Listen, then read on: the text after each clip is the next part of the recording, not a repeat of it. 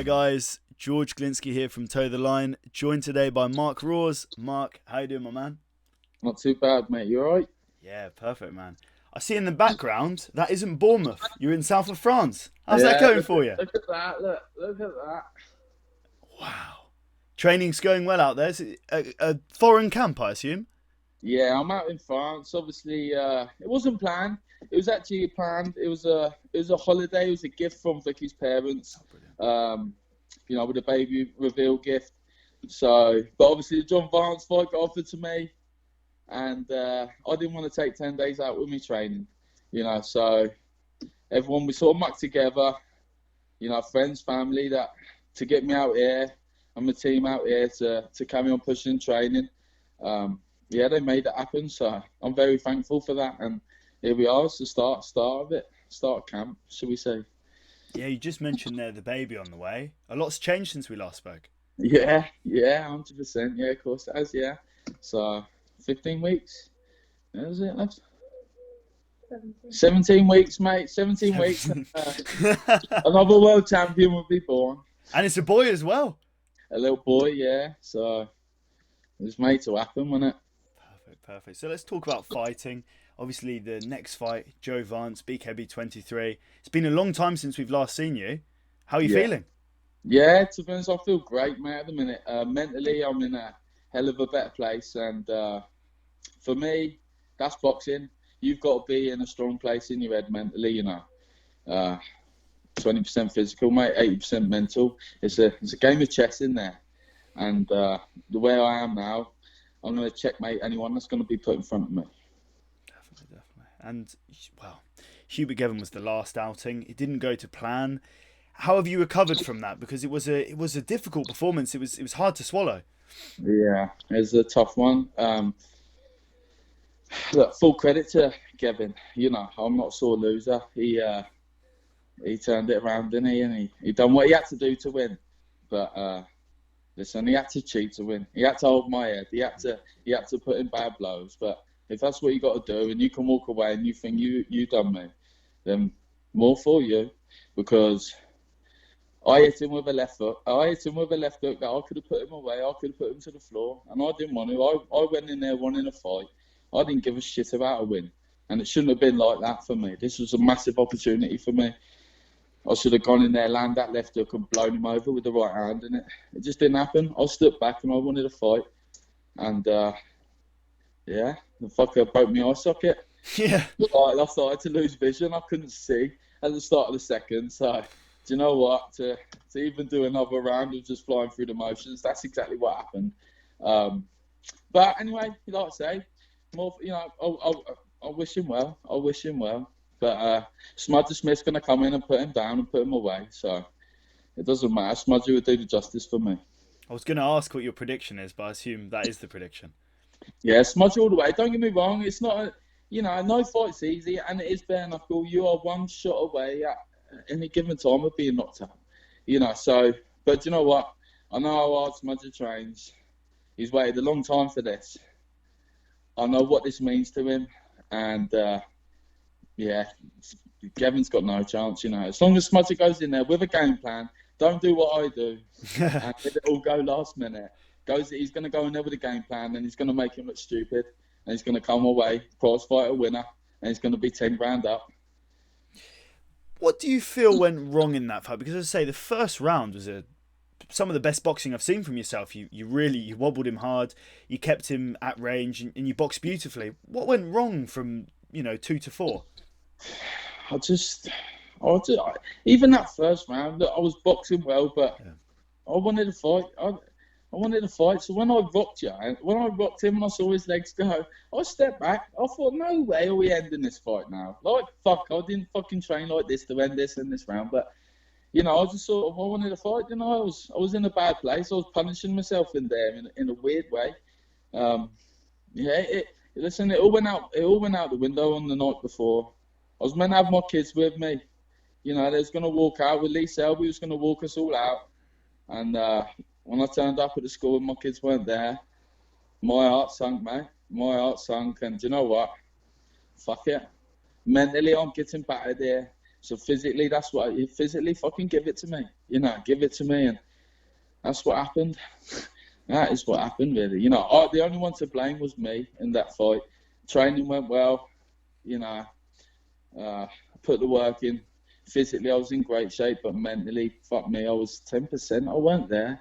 I was not there, and to look back now, I can sort of see how the place I was in. It was in a dark place, and that's sort of what happened. Like I said, I landed that left hook, and rather than having the fire to step on him and put him away, I thought, nah, bullets, I fucking not. Fuck, let's go, And it turned on me, mate. It turned on me, and like I said, when the eye socket broke, and do you know what it was? At the end of the first round, I knew something's happened. Something's happened, but I don't know what it was. I couldn't put my hands on it, and I come out that second round, and then like, a couple of whacks, and that was it. I started having bright lights. Like, you look at that sun over there, look, and you can't see it. It fucking blinds you. That was what I had. I had lights going like this, in my eyes. So I was just going through the motions. So from middle of that second round, I couldn't see fuck all. Realistically, the doctors wanted to stop it early on, but listen, any fighter will tell you the same thing. They're fucking die in that ring. And I was prepared to die in that ring.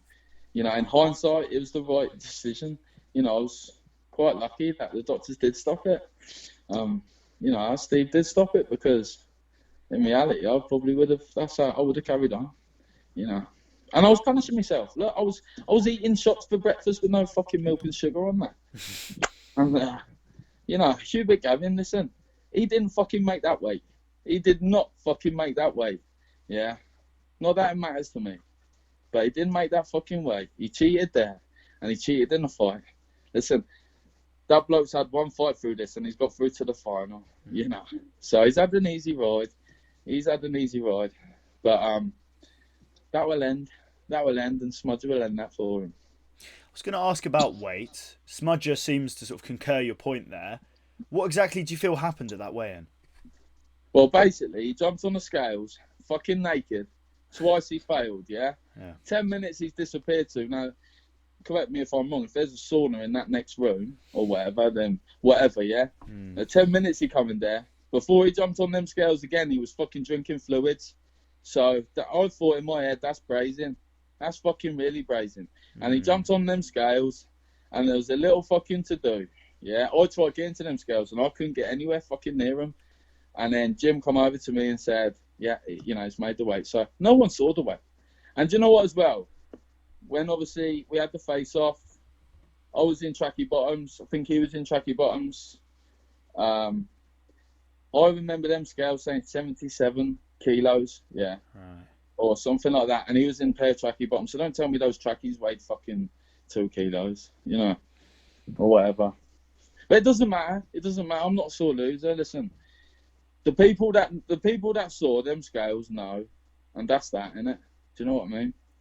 But I've been given opportunities to come back. In reality, it should be me and Smudger in that final, and Smudger knows that. Everyone wanted that. Everyone knows that. But you know what? I've got so much respect for Smudger. He's a good friend. He's always on my phone making sure I'm all right. So, personally, oh yeah, if the fight was there, I'm straight there. Fighters fight, but it's hard to sort of want to go in and smash someone up that you actually like. Do you know what I mean?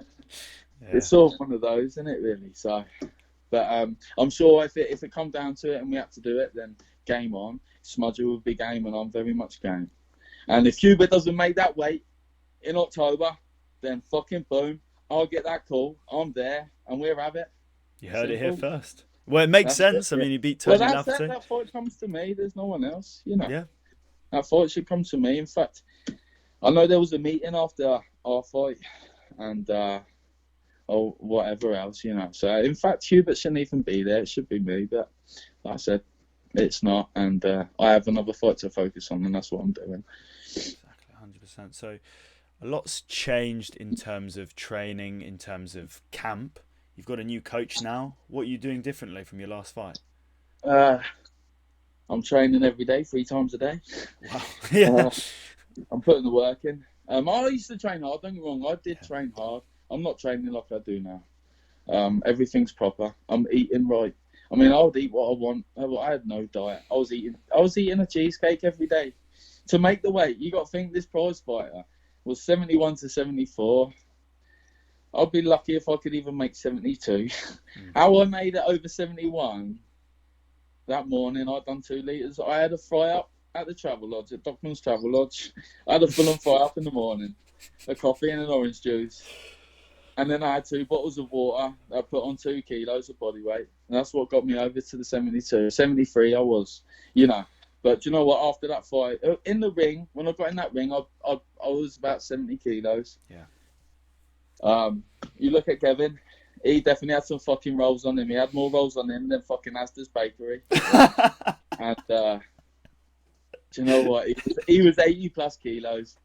And like I said, I was eating his shots for fucking breakfast. That was a good line from you, I have to say.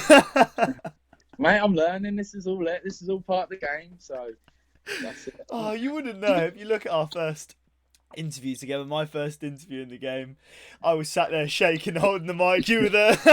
Yeah, and now look at us. Here we are now, a bit of experience, and you know we know how the game works, and this is part of it. So, Definitely. like I say, there's no arrogance from me. I'm not an arrogant person. I'm just confident in what I can do, and I'm confident in my ability.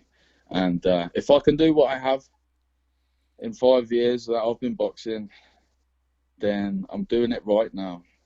So there's going to be massive changes. You know, there's going to be massive benefits. I see. We've seen massive changes to you personally. You seem like a completely different person. You obviously went through some dark times. We won't go into it too much, but you struggled. Let's be honest. You know, it was a really difficult time, particularly before and after the Hubert fight. Yeah, and it wasn't even a Hubert fight. It was, you know, before that, Paul the Shredder fight. Yeah. You know, you go back to the Shredder fight. Yeah, granted, I won that fight, but do you know what? Not many people know, but I was dragged to the doctors on that Monday morning of fight week, mate. And they signed me off for depression, chucked me a load of anti-fucking depressants, and I said, I'm not taking them because a pill's not going to make me feel any better. That doesn't solve my problem here. And still on that Wednesday, I had my head in my hands, mate, bawling with tears. What the fuck am I going to do? You know, I've sold all these tickets. I had sponsors that backed me. I trained hard, really hard. Physically, I was in tremendous shape. Mentally, mate, shot away. I was 5%.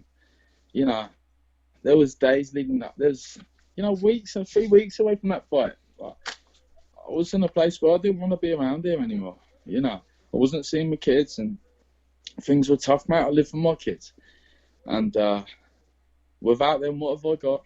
You know, what was my purpose? I didn't have a purpose. I didn't want to be here no more, and that's how it was. You know, so as much as of that win, that was a good win. People don't understand what I went through there. Do you know what? I was willing. I turned up on that Saturday, and I was going to take whatever was thrown at me. All I had to do, all I told myself was, I have to survive this for 6 minutes. That's all I got to do is 6 minutes. I can do that. I didn't want to let anyone down. And people bought their tickets, sponsorship, you know. And I was just going to go in there and I was going to take whatever was hitting me. Do you know what? I was protected that day. You know, my granddad looked out for me that day, and whatever was gonna hit was in front of me was gonna bounce off me, and that's exactly what happened. You know. Definitely. And yeah. You've spoken a lot about having good people around you. How important has it been having the right people there at the right time to support you through this time? Massively. It's a massive thing that any fighter needs. Yeah, you need good people. You need positive vibes.